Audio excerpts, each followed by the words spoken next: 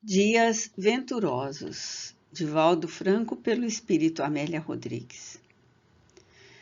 Disse-lhes o anjo: Não temais, pois eu vos trago uma boa nova de grande alegria, que o será para todo o povo.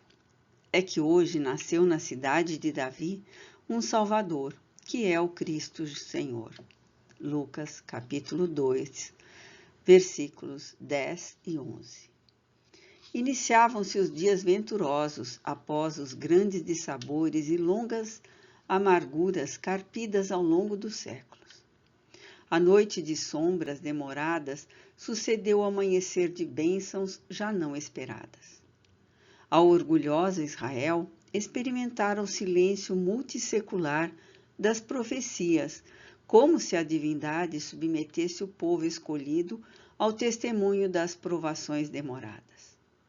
Escravidão, sofrimentos no deserto, submissão aos gentios que lhe usurparam a administração política, ameaçando a religião oficial que tentavam substituir pelos deuses pagãos impostos através de adoração à figura do imperador de Roma. Multiplicavam-se então a hediondez, o suborno de consciências, as intrigas palacianas e as traições de todo porte. A busca do poder e da sobrevivência assumira papel preponderante no comportamento hebreu, e os indivíduos se haviam transformado em lobos que se devoravam reciprocamente, insaciáveis e cruéis. A rapina e a desconfiança faziam parte do dia a dia de Jerusalém, que se orgulhava do templo majestoso, ora transformado em covil de raposas políticas e hienas astutas, sempre famélicas. Adorava-se o Deus único, enquanto se arquitetavam planos maquiavélicos em seu nome, sob a máscara da sordidez. A pureza de sentimentos que deve caracterizar o indivíduo de fé ceder espaço para a hipocrisia religiosa, sem lugar para a verdadeira fraternidade, a irrestrita confiança em Deus.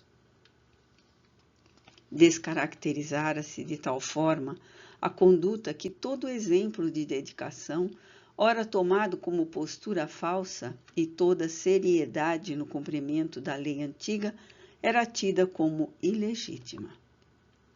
As criaturas disputavam, sem qualquer escrúpulo, as migalhas do destaque social e as frustrações de relevo que lhes proporcionassem ser alvo da bajulação, do desmedido egoísmo, das atitudes arbitrárias que assinalavam os pigmeus transvestidos de gigantes. O clima moral apresentava-se empestado pelos vapores da deslealdade e da luxúria, combatidas em público e preservadas em particular. Os bordéis de luxo multiplicavam-se, as bacanais faziam-se frequentes, imitando os romanos, que eram detestados e invejados. Os desforços nos fracos e oprimidos pela miséria socioeconômica era a forma habitual de amainar o descontentamento geral, oferecendo aos esfaimados de justiça alguns exemplos da esquecida dignidade pública. Apedrejamentos sem qualquer julgamento sério, perseguições contínuas, dissimuladas de conduta severa na administração do comportamento geral, sucediam-se como forma de anestesiar aqueles que exigiam fossem cumpridas as determinações de Moisés.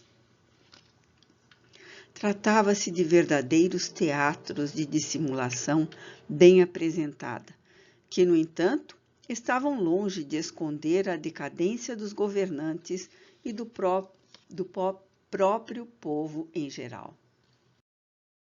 Foi nesse imenso palco de corrupção e desmandos que nasceu Jesus, trazendo as boas novas de alegria, transformando o dia dos Imaharetz, a pobre gente espolhada do campo, que agora perambulava pelas cidades faminta e quase desnuda, também considerada inútil, que aparece em todas as épocas da humanidade. Os miseráveis, os párias sociais, em um festival de oportunidades dignificadoras. Nesse terrível contubérnio, Jesus levantou sua voz e deu início aos dias venturosos, que jamais se acabarão, abrindo espaço para o amor desprezado, para a esperança esquecida, para a felicidade não mais sonhada.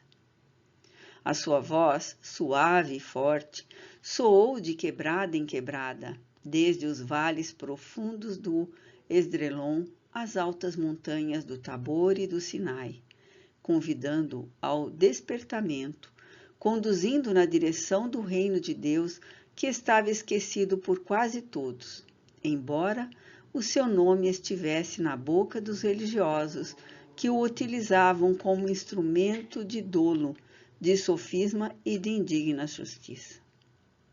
Dando prosseguimento aos anúncios de João, ele começou o ministério na Galiléia, onde predominavam os agentes simples e desataviadas, confiantes e ingênuas, não maculadas pela perversidade da mente astuciosa dos administradores infiéis.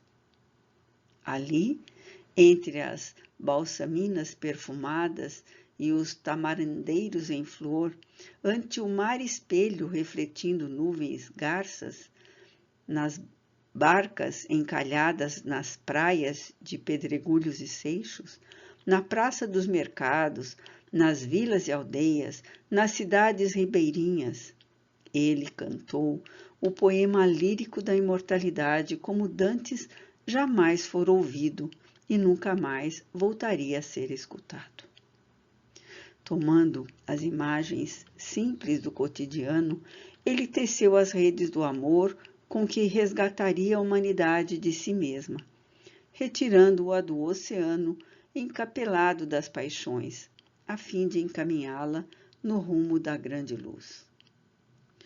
Tocado pela compaixão, assumiu a defesa dos fracos e dos oprimidos, estimulando-os ao despertamento interior e demonstrando que a maior escravidão é aquela que se vincula às paixões e misérias morais, atendendo às aflições e socorrendo as dores com infinita paciência, demonstrando, porém, que as doenças externas provêm do mundo íntimo, que necessita ser transformado para melhor, a fim de que não remanesçam causas atuais para futuras aflições.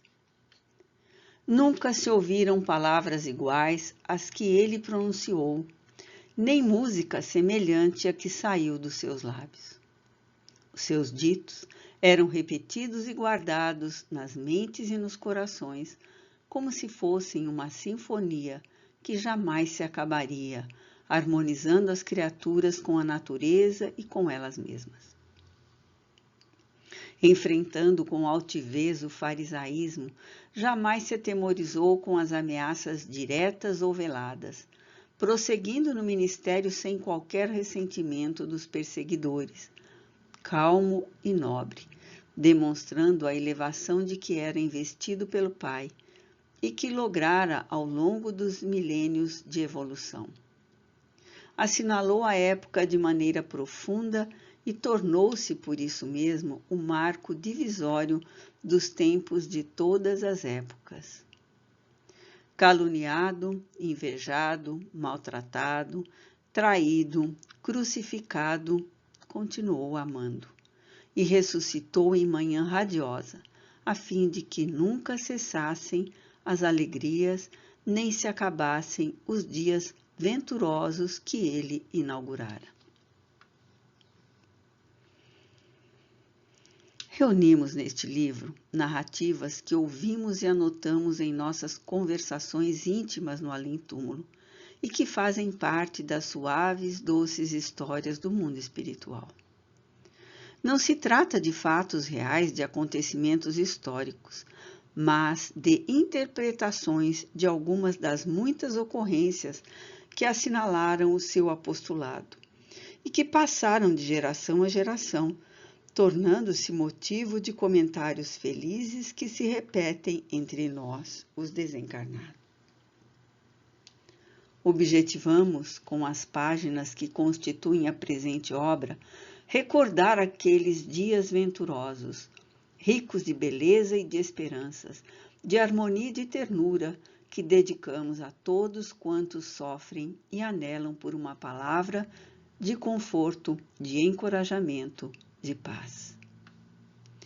Sem qualquer pretensão literária ou prurido escriturístico de restabelecer verdades evangélicas, o nosso propósito fundamental é consolar, despertar sentimentos de amor e de bondade nos leitores que nos honrarem com a sua atenção e gentileza. Hoje, tanto quanto ontem, todos necessitamos de Jesus descrucificado, do homem incomparável que arrostou todas as consequências pela coragem de amar, a ponto de dar a própria vida, para que todos tivéssemos vida em abundância. Ante a impossibilidade, portanto, de ser transformado o mundo de violência e desar da atualidade de um para outro momento, pelo menos podemos convidar alguns corações a que se desarmem e algumas mentes a que modifiquem a forma de pensar, considerando a necessidade de iluminação interior, única a produzir a renovação de toda a sociedade para melhor. Acreditando haver realizado o possível dentro dos nossos limites, exoramos a Jesus que nos abençoe e nos conceda a sua paz. Salvador, 10 de setembro de 1997. Amélia Rodrigues.